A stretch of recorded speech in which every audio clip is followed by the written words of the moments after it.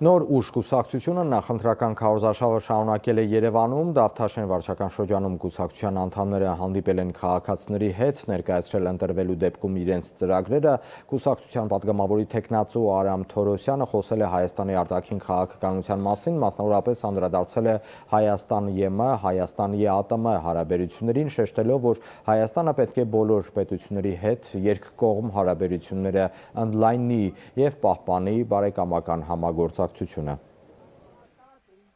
Շեշտը պետք է դնենք ուրեմն բոլոր պետությունների հետ երկկողմ հարաբերությունների ընդլայնման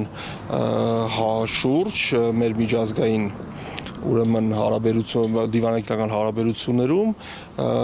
եւ ԵԱՏՄ-ի հարցով էլ շատ հարցեր կան, որ պետք է տրվեն Ռուսաստանին։ Մենք նյուանսներից տեղյակ չենք, երբ որ հնարավորություն լինի եւ ներկա իշխանություններին պետք է հերթ հարցը տվեն, հետո Ռուսաստանից պետք է հարցնել, օրինակ ԵԱՏՄ-ի այն խոսույթը, որ կա, ինչու 22-23 թվականին որոշ հարցեր կան, դիմումները չառնարձականք մնացին, այո, այդ հարցերը պետք է բարձրացվեն եւ ստանանք պատասխաններ, որտեվ այսօրվա պատասխանները եւ նախ հարցերը տենց հստակ չեն դրվում եւ եթե էլ դրվում են, մենք դրա մասին շատ լավ չենք իմանում եւ պատասխաններն էլ մեզ հասու չեն,